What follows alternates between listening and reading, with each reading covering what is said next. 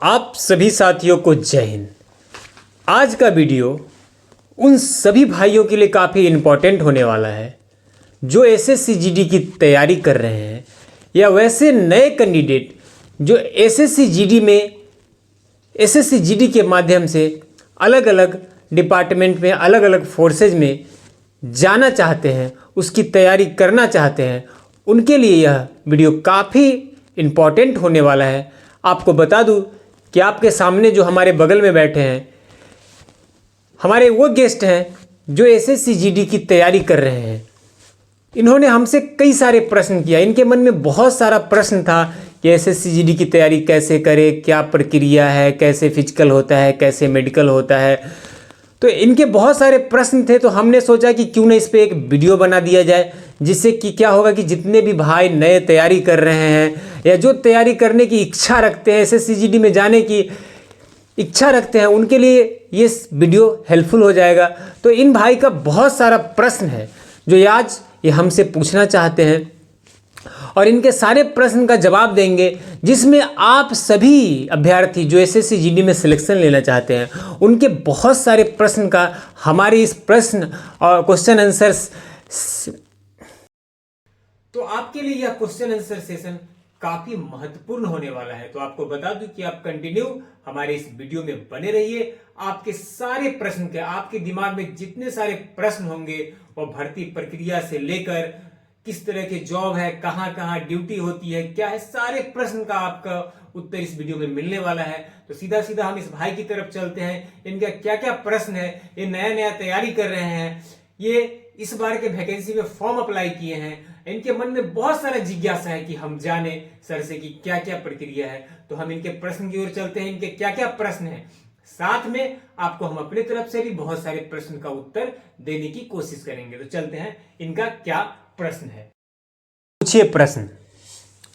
Thank you sir. तो मेरा बहुत सारा प्रश्न है।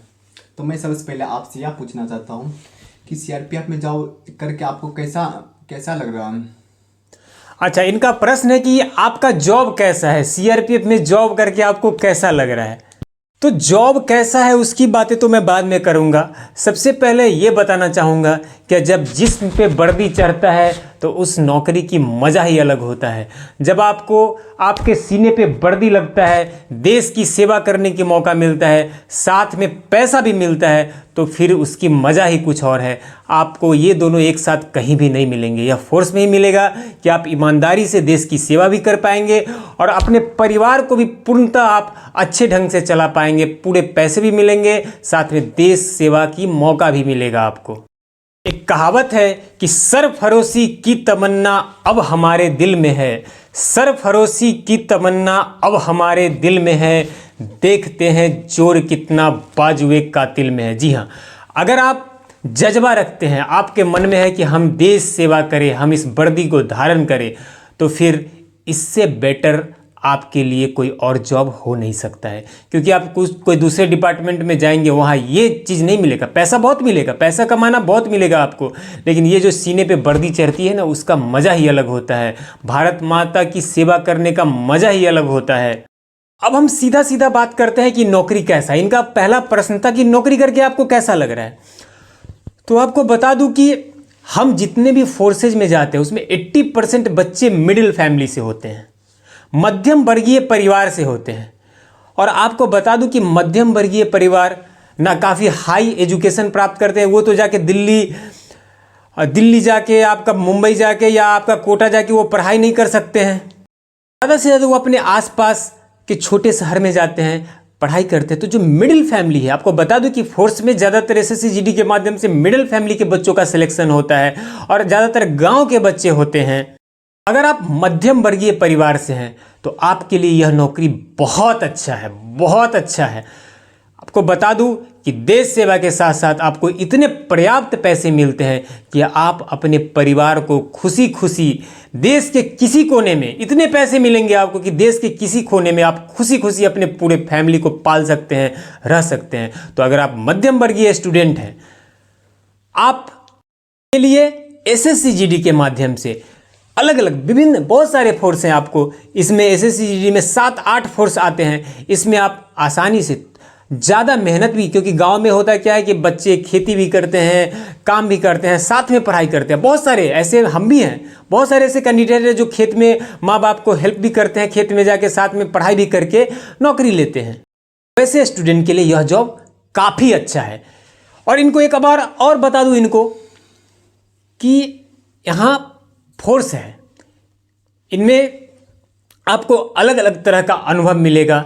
जैसे मैं सीआरपीएफ में हूँ, सीआरपीएफ का अलग टाइप का ड्यूटी है, अलग अलग डिपार्टमेंट है, उनका अलग अलग नेचर ऑफ ड्यूटी है। तो इन सारी बातें, इनका बहुत सारा प्रश्न है, उसका जवाब देंगे। लेकिन जॉब जहाँ तक मैं ओवरऑल बताऊँ कि जॉब बहुत अच्छा है। अगर आप मिडिल फैमिली से स्टूडेंट है तो आपके लिए यह जॉब बहुत बढ़िया है।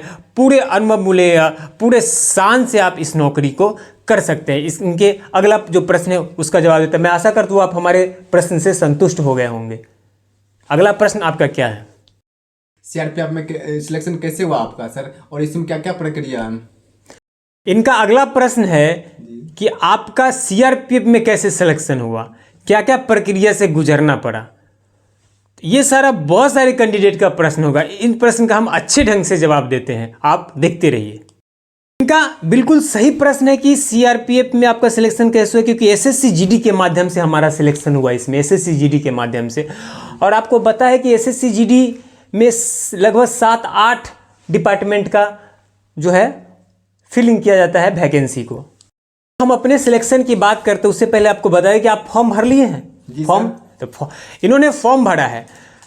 जब फॉर्म भरेंगे आप एसएससी जीडी के, तो उसमें पोस्ट प्रेफरेंस आता है। आप उसमें कई सारा पोस्ट रहा होगा आपको, जिसमें बीएसएफ, सीआरपीएफ, सीआईएसएफ, आईटीबीपी, अलग अलग फोर्सेज होते हैं, एसएसबी, एसएसएफ। तो इन सारा का पोस्ट प्रेफरेंस दिया जाता है। तो आपका अगर जो पसंदीदा फोर्स होगा आप उसको नंबर 1 पे डालेंगे। बाकी सारे का जो कोड होता है उस कोड के माध्यम से आप डाले होंगे। तो आपका पसंदीदा फोर्स क्या है? Sir BSF.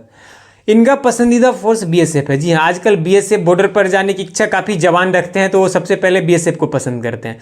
सेम प्रक्रिया मेरे साथ भी हुआ था। मुझे सीआरपीएफ काफ़ी पसंद था। और आपको बता दूं कि 2018 में हम सिलेक्ट हुए थे इसमें, और 2018 में एसएससी जीडी के माध्यम से हमारा सिलेक्शन हो गया था। लेकिन उससे पहले 2017 में जो मेरिट लिस्ट आई थी उसमें भी हमारा रिजल्ट था। सारी प्रक्रिया से हम गुजर गए थे, यानी हम फाइनल मेरिट लिस्ट में 1 नंबर से हम पीछे रह गए थे, जिस कारण हमारा सिलेक्शन नहीं हो पाया था 2017 में। फिर 2018 में वैकेंसी आई और 2021 में हमारा फाइनल सिलेक्शन हुआ। तो अलग अलग पद होता है। आपका नंबर बेसिस पे, जब आपका जो मान लीजिए कि आप फर्स्ट चॉइस जिसको रखेंगे, आपको अच्छा मार्क्स आया आपको, तो आपको फर्स्ट चॉइस वाली पोस्ट मिल जाएगी। वरना आपकी सेकेंड चॉइस वाली कम अगर उससे कम रहा तो उसके बाद थर्ड, फोर्थ, इस तरह से आप अगर कटअप के बिल्कुल लास्ट कटअप से भी अगर डाउन चले जाते तब आप मेरिट में बाहर होंगे। वरना आपको कोई ना कोई एक फोर्स मिलेगी। अगर आप अच्छे स्टूडेंट हैं, अच्छे मार्क्स गेन करेंगे, तो आपकी जो फेवरेट डिपार्टमेंट है वो आपको मिलेगी। सबसे पहले आपका क्या होगा कि आप फॉर्म अप्लाई करेंगे। अभी आपका फरवरी मार्च में एग्ज़ाम होगा। आपका एग्ज़ाम के बाद, एग्ज़ाम आप जब कंप्लीट कर लेंगे, कंप्यूटर बेस्ड एग्ज़ाम होगा। एग्ज़ाम जब आप क्वालिफाइड करेंगे तो आपका रिजल्ट जारी किया जाएगा। उसके बाद आपका फिजिकल होगा। आपको बता दूं कि फिजिकल मेजरमेंट भी, जैसे पहले हम लोग के टाइम में क्या था कि 100 प्रश्न पूछे जाते थे रिटन में, लेकिन अभी 80 प्रश्न कर दिए गए। ये भी जानकारी आप लोग को जानना चाहिए कि 80 प्रश्न कर दिया गया है अभी वर्तमान में, और 20-20 प्रश्न हर सब्जेक्ट का कर दिया है आप लोगों को। और टाइम 1 घंटे का कर दिया गया है, 60 मिनट का। तो सबसे पहले क्या होगा आपका कि आप रिटन के बाद आपका फिजिकल के लिए आएगा। जब आप फिजिकल के लिए, आपको जितने भी कैंडिडेट हैं उनसे भी मैं कहता हूं कि आप अभी से थोड़ा थोड़ा ग्राउंड में जाना स्टार्ट कर दीजिए। थोड़ा थोड़ा 1 किलोमीटर 2 किलोमीटर, क्योंकि होता क्या है कि जब अचानक आपका रिजल्ट आएगा, फरवरी मार्च में आपका एग्जाम होगा, 1 महीने बाद या आसपास में रिजल्ट आ जाएगा, फिर अचानक आपके रनिंग आ जाएगी। और बहुत सारे बच्चे, ये तो 100% है कि बहुत सारे बच्चे फिजिकल में, रनिंग में आउट होते हैं। हम लोग, आप एक बता दूँ, हमारे जितने भी साथी हैं उनको एक बात बता देना चाहता हूं कि जब हमारी रनिंग हुई थी, आपका झपा जो सीआरपीएफ कैंप है उसी में हमारी रनिंग हुई थी, तो उसमें हमारे बैच में 60 स्टूडेंट दौड़े थे, 60 स्टूडेंट दौड़े थे हमारे बैच में। और क्या होता है ना कि जब रनिंग होता है तो रनिंग कई ग्रुप में दौड़ाया जाता है। तो जो फर्स्ट ग्रुप बनते हैं वो लगभग 5 बजे सुबह में दौड़ा दिया जाता है उनको, सेकेंड ग्रुप 6 बजे, थर्ड ग्रुप 7 बजे, इस तरह से 6-7 ग्रुप होता है। और जैसे जैसे आपका टाइम बढ़ेगा, तो मेरा रनिंग आया था लगभग 9 बजे में, 9 बजे हम लोग को दौड़ाया गया था उस टाइम में। और जब हम लोग 9 बजे दौड़े तो उस टाइम तक बिल्कुल हालत ख़राब था, क्योंकि कुछ खाना पीना था नहीं, क्योंकि खा के दौड़ नहीं सकते थे, तो फिर बिल्कुल हालत ख़राब था। और आपको बता दूं ईमानदारी से कि 60 स्टूडेंट को दौड़ाया गया था हम लोग के बैच में, और केवल 17 स्टूडेंट पास हुए थे, केवल 17 क्वालिफाइड हुए थे। कितने स्टूडेंट फेल कर गए। तो ऐसा नहीं है कि रनिंग, हाँ रनिंग थोड़ा आर्मी अदर रनिंग से हल्का रनिंग है, ये नहीं कहता हूँ, लेकिन आप अगर अभी से थोड़ा थोड़ा अगर ग्राउंड में जाके प्रैक्टिस करेंगे तो आपके लिए उस समय रनिंग करना थोड़ा ज़्यादा आसान होगा। आपको बता दूं कि 5 किलोमीटर की रनिंग होती है। आपका SSGD में जब आप रिटन कंप्लीट करेंगे उसके बाद 5 किलोमीटर की जो फिजिकल मेजरमेंट होता है उसमें 5 किलोमीटर की रनिंग होती है, साथ में 80 जो आपका चेस्ट फुलाकर 85, बाकी थोड़ा बहुत जो छूट है वगैरह नॉर्मल मैं बता रहा हूँ 80-85, के अलावा 170 सेंटीमीटर जो OBC और जनरल का हाइट है, ये आपका height weight according to height होना चाहिए। तो आपका फिजिकल का ये प्रक्रिया है। उसके बाद मैं बात करूं, अगर अच्छे से मेहनत करेंगे तो आपका 100% सिलेक्शन होगा। कंटिन्यू अगर अब मान लीजिए आपके पास 2-3 महीने का टाइम है, आप अगर बढ़िया से अभी से तैयारी करें तो आपका 100% सिलेक्शन कन्फर्म है होगा, क्योंकि ज़्यादातर एवरेज स्टूडेंट, मीडियम क्लास के स्टूडेंट ही फौज में जाते हैं, भर्ती होते हैं। तो आप अगला प्रश्न आप पूछिए, क्या अगला आपका प्रश्न है? जी हाँ सर, तो आप फिजिकल के बारे में बता दिए हमको, तो मेडिकल में क्या क्या प्रक्रिया होता है इसमें? मेडिकल, हाँ सर। हाँ ये बहुत इनका इम्पोर्टेंट प्रश्न है। बहुत सारे अभ्यर्थी सिर्फ तैयारी करते हैं, इधर उधर करते रहते हैं, लेकिन आखिर में जाके आप जब सब कुछ कर लेंगे, आप रिटेन निकाल लेंगे, फिजिकल निकालेंगे, और जाके जब आप मेडिकल में बाहर होते हैं तो बहुत कष्ट होता है, अंदर से बहुत दुख होता है। मैंने कई स्टूडेंट को देखे हैं, रोते हुए बाहर निकलते हैं, चिल्लाते हुए बाहर निकलते हैं। तो आपको बहुत सारी सावधानियां अभी से बरतना है मेडिकल के बारे में। साथ में हम ये भी बताएंगे कि मेडिकल में क्या क्या होता है, क्या क्या चेक किया जाता है, क्या क्या प्रक्रिया है मेडिकल का। तो मैं आपको बता दूं कि जितने भी फोर्स डिपार्टमेंट हैं उनके लिए बता दूं कि मेडिकल अच्छे ढंग से लिया जाता है। इसमें सबसे पहले जो इम्पोर्टेंट है, 2-3 पार्ट इम्पोर्टेंट है मेडिकल का, बाकी कुछ में थोड़ा 19-20 रहेगा तो चल जाता है, लेकिन जो पक्का है, जैसे आपका सबसे पहला हो गया आइज। अगर आपका कलर विजन है या आँख में कोई प्रॉब्लम है तो आपके सबसे पहले फोर्स डिपार्टमेंट से बाहर कर दिया है, मतलब मेडिकल से बाहर कर दिया है, क्योंकि आप जानते हैं कि फोर्स में, डिफेंस में सारा खेल किसका है? आँखों का है। तो सबसे पहले आपका आँख अच्छा होना चाहिए, कम से कम 6/9 होना चाहिए। रहा आपका आँख के बाद आपके जो मेन होता है ग्रोइंग पार्ट मतलब हाइड्रोसिल वगैरह, ये इसे चेक किया जाता है अच्छे ढंग से। ये आपको प्रॉब्लम नहीं होना चाहिए। अगर आपको प्रॉब्लम है तो अभी से आप ट्रीटमेंट करवा सकते हैं, दिखवा सकते हैं, मतलब उस समय सही होना चाहिए। बाकी आँख में कलर विजन नहीं होना चाहिए। साथ में आपके बॉडी में अगर कहीं भी फ्रैक्चर हुआ है, जैसे बचपन में किसी का फ्रैक्चर हुआ है, थोड़ा बहुत वो चल जाता है, वो पता नहीं चलता है, लेकिन खास में अगर आपके हाथ में फ्रैक्चर हुआ है कहीं पे तो वो पता चल जाता है उस टाइम में। तो अगर आप पे हाथ पैर में फ्रैक्चर है तो आपको परेशानी वहाँ पे हो सकता है। दूसरा, आजकल ट्रेंड चला है, लड़के टैटू गुथवाते हैं, टैटू बनवाते हैं, तो टैटू वाले को परेशानी हो सकता है, क्योंकि टैटू का एक कुछ लिमिटेड होता है, थोड़ा बहुत है तो चलेगा, लेकिन टैटू अगर ज़्यादा है तो उनको पहले ही बाहर कर दिया जाता है। इसके बाद आपका रहा नौकनी आपका जो है, किसी का देखिएगा दोनों पैर जब सटा के खड़ा होता है तो घुटना उसका ये आपस में सट जाता है, ये प्रॉब्लम। फ्लैट फुट नहीं होना चाहिए, यानी पैर में किसी का होता है ना, पैर थोड़ा सा ऐसे धंसा हुआ रहता है, लेकिन किसी का पैर एकदम सीधा रहता है। जब वो पानी पैर भिंगा के आपको ज़मीन पे चलवाते हैं कि वो बीच में जो आपका थोड़ा सा स्पेस रहता है ना, वो स्पेस होना चाहिए। इसके अलावा आपका कि आपको आँख, कान, नाक, हर चीज़ को काफ़ी अच्छे ढंग से, every part of the body को अच्छे ढंग से चेक किया जाता है।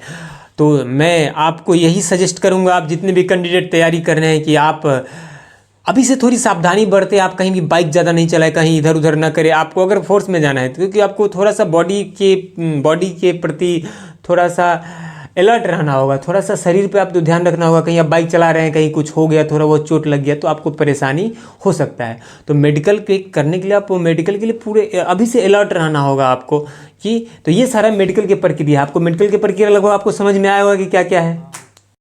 शरीर में कुछ सर्जरी किया हुआ है तो मेडिकल के टाइम में बाहर कर दिया जाएगा सर? जी, इनका अगला प्रश्न है कि अगर आपके शरीर में कोई सर्जरी हुआ है, कोई मेजर सर्जरी हुआ है या कोई ऑपरेशन करवाए हैं आप, तो क्या मेडिकल में बाहर कर दिया जाएगा? क्योंकि उसमें तो गहन अध्ययन होता है, बढ़िया से चेक किया जाता है। तो आपको बता दूं, ये आप स्पष्ट ध्यान रखिए कि अगर आपका कोई भी सर्जरी हुआ है, बहुत लोग हाइड्रोसिल का ऑपरेशन करवाते हैं, किसी के पेट में कुछ पत्थर वगैरह हो जाता है उसका ऑपरेशन करवाते हैं, यानी कई तरह के सर्जरी होता है, वो अप्रेंटिस हो जाता है उसका सर्जरी करवाते हैं। तो मैं आपको बता दूं कि अगर आपका सर्जरी 2-3 साल पहले हुआ है, कम से कम 2 साल, यानी वो सर्जरी पूरी तरह, वो घाव या पूरी तरह वो ठीक हो जाना चाहिए, तो आपको कोई परेशानी नहीं। हमारे सामने कई भाई थे ऐसा जिनका हाइड्रोसिल का ऑपरेशन हुआ था, अप्रेंटिस का ऑपरेशन हुआ था, लेकिन वो पूर्णतः ठीक होना चाहिए, तो आपको कोई परेशानी नहीं होगी। हाँ, आप ये सोचेंगे कि अब 1 महीने पहले सर्जरी करवाए हैं और अभी जाके मेडिकल दे, तो इसमें परेशानी हो सकता है। लेकिन आप अगर 1 साल 2 साल, मैं क्या बोल रहा हूँ कि अगर आपको कोई प्रॉब्लम है, अभी अगर आपको किसी अभ्यर्थी को कोई प्रॉब्लम है तो अभी से जाके अपना सर्जरी करवा ले, अभी बहुत टाइम है, मेडिकल में अभी लगभग 7-8 महीने लग जाएंगे, तो तब तक वो बिल्कुल अच्छे हो जाएंगे, तो उन्हें कोई परेशानी नहीं होगी। अगर आपको कोई प्रॉब्लम है आप बिल्कुल ऑपरेशन सर्जरी करवा सकते हैं, आप अच्छे हो सकते हैं, आपको मेडिकल में कोई परेशानी नहीं होगा। कैसा है सर और कहाँ कहाँ करना पड़ता है ड्यूटी? बहुत इंटरेस्टिंग क्वेश्चन किया है इन्होंने कि ड्यूटी कैसा है और कहाँ कहाँ पर करना पड़ता है। जिस समय आप वर्दी पहन लिए थे ड्यूटी कैसा है वो आप समझ ही रहेंगे। कि आपको बता दूं कि SSCGD में अलग अलग डिपार्टमेंट का अलग अलग ड्यूटी होता है, और ख़ासकर मैं जिस डिपार्टमेंट में हूँ पूरे देश में घूमते रहना पड़ता है। मैं अपने डिपार्टमेंट का पहले बता देता हूँ, फिर आपको बताऊँगा कि अलग अलग डिपार्टमेंट का क्या ड्यूटी है। सबसे पहले मैं आपको बता दूँ कि हमारे डिपार्टमेंट में CRPF को एक ड्यूटी नहीं दी गई है। सेंट्रल गवर्नमेंट अगर किसी फोर्सेज पर, पैरामिलिट्री फोर्स पर सबसे ज़्यादा ट्रस्ट करती है तो वो CRPF है। आप जहाँ देखेंगे, कहीं दंगा हुआ, किसी स्टेट में कोई प्रॉब्लम हुआ, इलेक्शन हुआ, दंगा हुआ, कहीं पे कुछ माओवादी दिखे, नक्सल दिखे, जहाँ दिखे, रैली दिखा, हर जगह आप CRPF को देखेंगे। तो CRPF को काफ़ी मल्टी ड्यूटीज़ दी गई है, तो सिर्फ एक ड्यूटी नहीं है, CRPF को अलग अलग जगहों पर ड्यूटी करना पड़ता है। बाकी एक बात और बता दूं CRPF के बारे में दोस्तों, कि CRPF में आप रहकर पूरे देश घूम सकते हैं, साथ में विदेश जाने का भी मौका मिलेगा। और CRPF का बहुत सारा डिपार्टमेंट है, जैसे आप कोबरा कमांडो देखेंगे, उसके बाद NDRF में भी जा सकते हैं इससे, उसके बाद रैपिड एक्शन फोर्स है, RAF है, इसके अलावा PDG है, पार्लियामेंट ड्यूटी ग्रुप। इसके अलावा CRPF का VIP ड्यूटी है, जो बड़े बड़े लोगों का, नेता का या इन सारी का भी ड्यूटी। तो CRPF को बहुत सारी ड्यूटी दी गई है। और इसके अलावा मैं इनको बता दूं, CRPF का तो मैं बता ही दिया, साथ में आपको हर जगह जम्मू कश्मीर से लेके कन्याकुमारी से लेके आपको, और राजस्थान, गुजरात से लेके इधर पूर्वी भारत में जितना क्षेत्र है सारे जगह आपको ड्यूटी करना पड़ेगा। मणिपुर हो, असम हो, मिजोरम हो, अरुणाचल प्रदेश हो, हर जगह आपको ड्यूटी मिलेगी और हर जगह आपको घूमने का मौका मिलेगा। तो CRPF का कहीं एक निश्चित ड्यूटी नहीं है। साथ में इन्हें मैं बता दूं कि अदर डिपार्टमेंट है, जैसे सबसे पहले हम BSF की बातें कर लेते हैं। तो आपका BSF इनका पसंदीदा फोर्स है BSF, इसलिए मैं सबसे पहले BSF की बातें करता हूं। तो BSF में आप जानते हैं कि बॉर्डर सिक्योरिटी फोर्स है, तो खासकर आपको बॉर्डर पर ड्यूटी मिलेगी। लेकिन इसके अलावा भी आपको बहुत सारी ड्यूटी दी जाती है, जैसे इलेक्शन में आपको ड्यूटी देना पड़ेगा। साथ में अगर बॉर्डर एरिया में गांव जितने भी होते हैं, गांव कस्बा, उन सारे जगह पे आपको लॉ एंड ऑर्डर के लिए भी ड्यूटी दी जाती है, क्योंकि हमेशा तो बॉर्डर पे भी तो बहुत सारे फोर्स की भर्ती होती है। तो आपको बॉर्डर पे, यानी भारत पाकिस्तान के बॉर्डर पे आपको ड्यूटी मिलेगी अगर आप BSF में सिलेक्ट होते हैं तो। साथ में भारत बांग्लादेश, भारत म्यांमार, इन सारे 2-3 कंट्री के बॉर्डर पे आपको BSF की ड्यूटी मिलेगी। साथ में नेचर ऑफ ड्यूटी, जहाँ तक इनकी बात है, तो नेचर ऑफ ड्यूटी भाई अलग अलग मिलेगी। कहीं पर आपको बर्फ़ में ड्यूटी करना पड़ेगा, माइनस टेम्परेचर में करना पड़ेगा, कभी आपको राजस्थान की तपती भूमि पे आपको कितना 45-50 डिग्री सेल्सियस में ड्यूटी करना पड़ेगा, कभी आपको दलदल भूमि में ड्यूटी करना पड़ेगा, कभी आपको जंगलों में ड्यूटी करना पड़ेगा। तो तरह तरह की आपको नेचर ऑफ ड्यूटी मिलेगी। काफ़ी मज़ा भी आता है। अगर आप एडवेंचर लाइफ पसंद करते हैं तो आपको काफ़ी इंजॉय भी करेंगे। अगर आप प्रेशर लेके फौज की ड्यूटी करेंगे तब आपको थोड़ा टेंशन होता है। लेकिन आप उसके अलावा मैं बात करूं कि आप बीएसएफ हो गया, उसके बाद एसएसबी की बात करूं तो यह भी सीमा बल है। ये भारत नेपाल के बॉर्डर पर, भारत भूटान के बॉर्डर पर आपको देखने को मिलेगा। इनका भी वहाँ के आसपास में ड्यूटी, साथ में इलेक्शन की ड्यूटी सारे पैरामिलिट्री फोर्स को करना पड़ती है। ये मत सोचिए कि हम अब सीआईएसएफ में भर्ती हो जाएंगे तो या बीएसएफ में भर्ती हो जाएंगे तो बॉर्डर पर ही ड्यूटी करेंगे। इलेक्शन में, आसपास के दंगों में, इन सबको ड्यूटी करना पड़ता है। तो वहाँ हो गया। इसके अलावा असम राइफल जो आपका जो पूर्वोत्तर क्षेत्र है उसमें असम राइफल की ड्यूटी होती है, चाइना के आसपास के जितने क्षेत्र हैं। उसके अलावा आईटीबीपी तो समझते हैं, इंडियन तिब्बत, वो उधर ही है उसका का आपका चाइना के आसपास के बॉर्डर पर हो, चाइना के बॉर्डर पे हो गया। साथ में हम सीआईएसएफ की बात करें, सेंट्रल इंडस्ट्रियल पुलिस फोर्स, तो इनका जो ड्यूटी है तो इनका आपका जो सरकारी जितने भी सार्वजनिक संपत्ति है, खासकर आपका मेट्रो स्टेशन हो गया, आपका एयरपोर्ट हो गया, या जितने भी माइंस है, या जितने भी जो सार्वजनिक वैसा संपत्ति है जिसकी सुरक्षा अति आवश्यक है, तो उन सारी सार्वजनिक चीज़ों की सुरक्षा आपका सीआईएसएफ करती है। इसके अलावा एसएसएफ होता है जो स्पेशल सिक्योरिटी फोर्स है। इनका काफ़ी हाई कटअप जाता है। इनका जो सेंट्रल गवर्नमेंट ने काफ़ी हाई फाई इनको सुरक्षा में लिया जाता है। इनका कुछ स्पेशल ड्यूटीज़ है।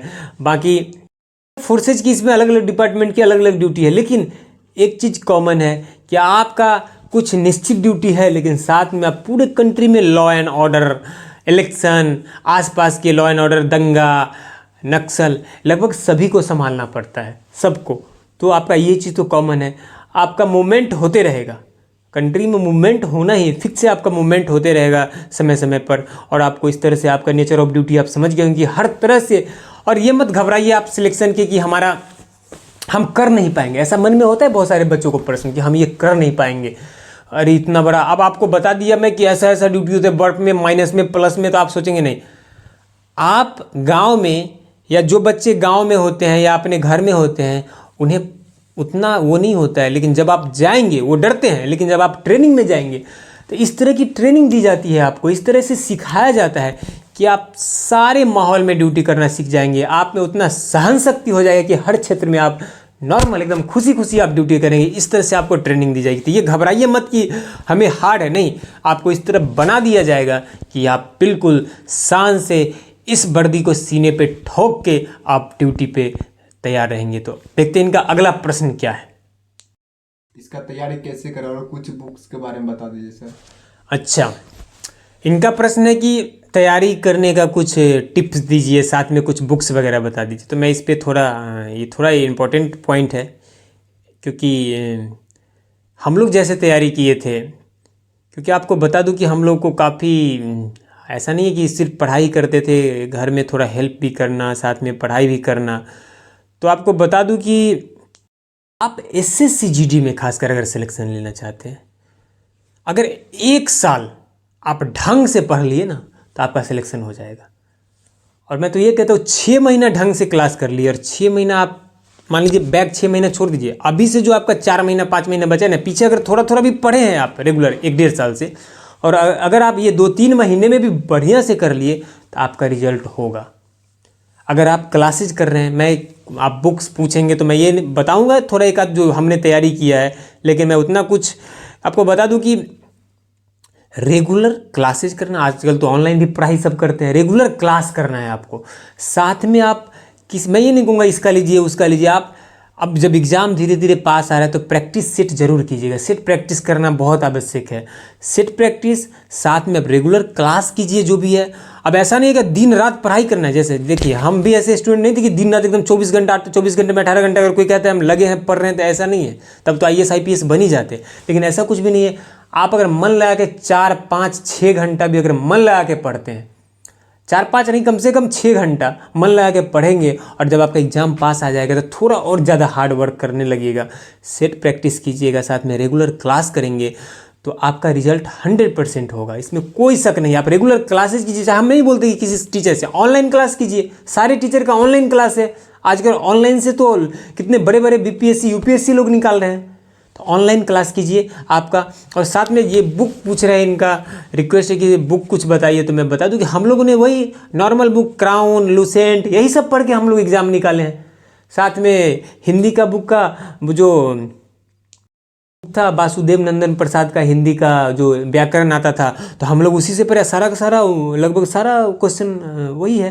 तो बाकी नॉर्मल जो आपने पढ़ाई किया है अभी तक, जो आप 9th 10th, क्योंकि आपको पता है कि इसका जो है 10वां 10th पे लिया जाता है, इसमें 10th पे इसका सिलेक्शन है। तो 10वां से पहले आपने जो पढ़ा है, चाहे वो आपका एक चीज़ होता है कि रीजनिंग आपका उससे पहले आप नहीं पढ़े होते, बाकी मैथ, बाकी जीके जीएस में इतिहास, भूगोल, नागरिक सब तो आप पढ़े ही होते हैं। बस उसको है कि एक प्लेटफॉर्म देना होता है, उसके रेगुलाइजेशन करना पड़ता है, थोड़ा हार्ड हिटिंग पॉइंट पे जाना होता है कि ये प्रश्न इस तरह से प्रश्न आते हैं, यहाँ से प्रश्न आते हैं।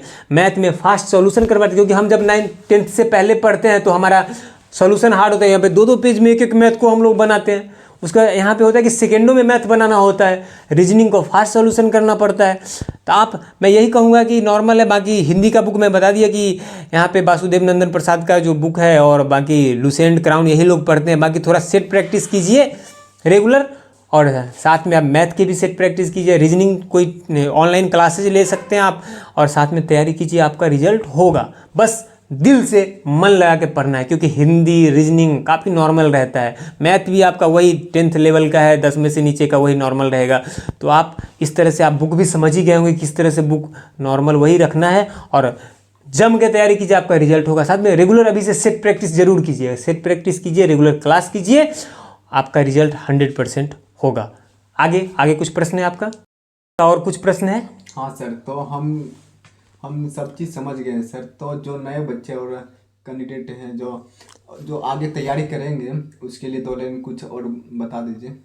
अच्छा, इनके लिए इनका कहना है कि जो बच्चे हमारे जैसे बच्चे, इनके जैसे बच्चे जो तैयारी कर रहे हैं, जो तैयारी करना चाहते हैं, उनके लिए लास्ट में, यानी आपका सारे प्रश्न का आंसर मिल गया है। हाँ सर, लगभग इनका मिल गया है सारे प्रश्न का आंसर। आपको भी अगर कोई प्रश्न है, आपके दिमाग में कोई कन्फ्यूजन है, तो आप हमारे कमेंट बॉक्स में जाके कमेंट कीजिए। आपके क्वेश्चन आंसर एक और सेशन लाऊंगा, मैं आपके सारे प्रश्न का जवाब दूंगा। और इनका कहना है कि आप 2 लाइन जाते जाते हमारे जैसे बच्चों जो तैयारी करें उनके लिए कहिए। तो मैं आपके लिए ही नहीं, उन सारे बच्चों को बता रहा हूँ, सारे बच्चों के लिए हमारा 2 लाइन है, जो कंपटीशन की तैयारी करते हैं, जो मीडियम फैमिली से। आपको बता दूं कि इन सारे जॉब में, जो ग्रुप डी, ग्रुप सी, इस तरह की जॉब में मीडियम फैमिली के बच्चे जाते हैं, और उन्हें काफ़ी मेहनत करना पड़ता है, काफ़ी मेहनत करते भी हैं। तो उनके लिए 2 लाइन है कि आप मेहनत ज़रूर कीजिए, लेकिन एक बात मैं आपको कहूँगा कि अगर आप गरीब हैं, अगर आप गरीब हैं, इसमें आपके पिता का कारण हो सकता है। आप अपने पिता को जिम्मेदार इसके लिए बता सकते हैं कि हमारे पापा गरीब थे इसलिए हम गरीब हैं। अगर आप गरीब हैं, इसका जो आप गरीब हैं, इसके लिए आपके पिता जिम्मेदार हो सकते हैं, लेकिन आपके बच्चे अगर गरीब होंगे, उसके लिए आप खुद जिम्मेदार होंगे। तो आपका जो अभी तक भविष्य था, आगे की भविष्य आपके हाथों में है। इसलिए जो भी मीडियम क्लास के स्टूडेंट हैं, हम भी मीडियम वर्ग से ही आते हैं, हमने भी काफ़ी कठिन परिश्रम किया है, और आप भी कह रहे हैं कि आप अपने दिन को बदलिए। आप अगर गरीब हैं, आप मीडियम फैमिली से आते हैं, आजकल गरीब कोई नहीं है, लेकिन बहुत सारी परेशानी है। गांव घर में लोग काफ़ी मेहनत से पढ़ाई कर रहे हैं, तो उसमें जोड़ तोड़ पूरे दम लगा दीजिए और अपने दिन को बदल दीजिए, बदल के दिखाइए कि हम भी कुछ कर सकते हैं। और ये जज्बा अगर आप में रहेगा तो आपका 100% सिलेक्शन होगा। सभी साथियों को इनका लगभग सारे प्रश्न का उत्तर मिल गया है। आशा करता हूँ आप सभी साथियों को भी लगभग सारे प्रश्न का उत्तर मिला होगा। अगर आपको कोई कन्फ्यूजन है, एसएससी जीडी से रिलेटेड कोई भी प्रश्न आप पूछेंगे, हर प्रश्न का जवाब हम एट ए टाइम दूंगा आपका, जहाँ तक उसे कमेंट में भी आपको आंसर दूंगा। तो आप इस वीडियो को अच्छे से देखिए, आपका हर प्रश्न का आंसर मिलेगा। साथ में मैं कहूँगा जो भी कैंडिडेट तैयारी करें, अच्छे ढंग से तैयारी कीजिए, आपका सिलेक्शन 100% होगा। इसी बात के साथ मैं अपनी बातों को समाप्त करता हूँ। सभी साथियों को हमारे तरफ से जय हिंद।